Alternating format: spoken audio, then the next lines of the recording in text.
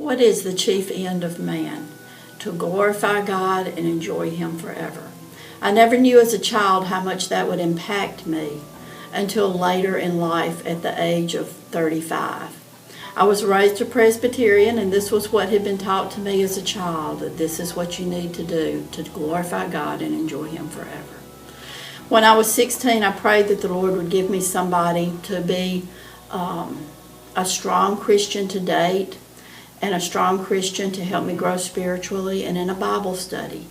My husband Paul walked in. He was a pastor of some Methodist churches out around Forest Home and Liberty, and we started attending a Bible study together. And as the weeks or months progressed, we realized that we wanted to date, and we did, and it was kind of difficult convincing my mama that this was a good thing because I was 16 and he was 20. So we had to make a promise. The promise was that we would finish college before we ever considered getting married. So we did. We went to Huntington. We worked hard. I went to school in 2.5 years just so I could go on and get married. That was my number one goal. So we graduated in December and we married in February. Paul was pastoring churches and was in the Methodist church, but then was raised Baptist and decided that he wanted to go back as a Baptist pastor. So we started a pastorate at our time together in the Baptist church was at Mount Pleasant. And had several churches. Things were growing great. We went to Talladega for a while. We were in Birmingham and then in Prattville. The Lord had blessed us with 3 children, and I loved being a pastor's wife. It was right up my alley. Although it was life in a fishbowl, it was okay with me.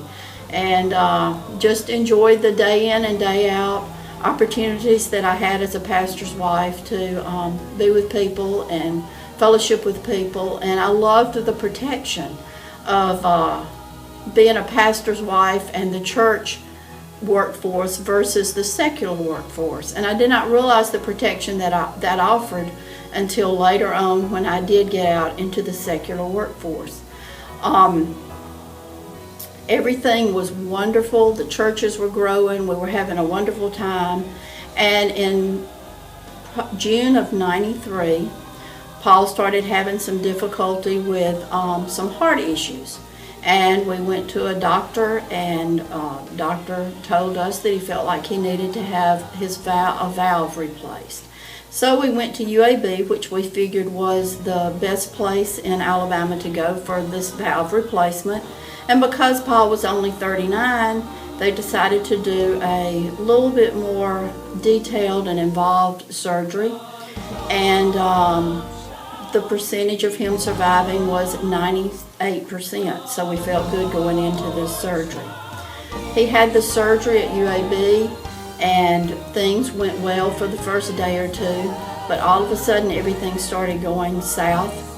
We did not really know what the situation was or why things were doing like they were, and really did not find out until after his death what had happened. But the heart basically was bruised beyond repair when they went in to do this surgery. So on August the 8th of 1993, Paul had his homegoing with the Lord. So I now found myself as a pastor's widow with 3 small children. I had a child that was 12, one that was 9, and one that was 6 when Paul died. And I'm thinking, what do I do now? And the one thing I knew was that, number one, God never made mistakes. And that was something I felt like I needed to really instill in my children's life and their hearts. And in the congregation that we were pastoring, I felt like, God does not make mistakes. People had been praying for 21 days for Paul to survive, and he didn't. So I tell the young children, I said, the Lord does not make mistakes. Number 2, He loves us more than we love ourselves. He loves us more than we can ever comprehend. And this was something that I felt like the Lord had really impressed on me. Yes, I loved Paul, but He loved him even more. And I knew that Paul loved me, but the Lord loved me more than Paul did. So I knew that He was going to take care of us. And this gave me an assurance that I felt like I needed to pass on to my children. I had lost my father when I was 12 and really was not given that assurance. And I felt like this was something really important. And so therefore, as we moved to Greenville, it was a difficult time. The children had to leave their home, their church, their school, their friends. And, I look back now and realize how much a Sunday school class at Southside actually held me up during this time. They'll never know the importance that they had in my life, but little things. It may have been, Craig and Linda Burkhalter bringing a box with ham and sausage at Christmas. Or it may have been Steve Bush fixing a floor. Little things that so many members of this church did for me during this time that held me up, which means that we need to realize now, as a congregation, that the little things we do hold people up during these difficult times. And I just really felt like the Lord had me at Southside. I was not raised at Southside, and it surprised a lot of people when I came to Southside, but this was the leading that the Lord had put me in.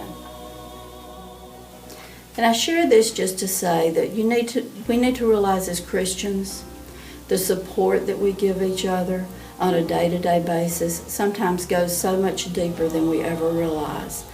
And, when we go through difficult situations, the Lord is always there with us. We have people praying for us, holding us up during these times.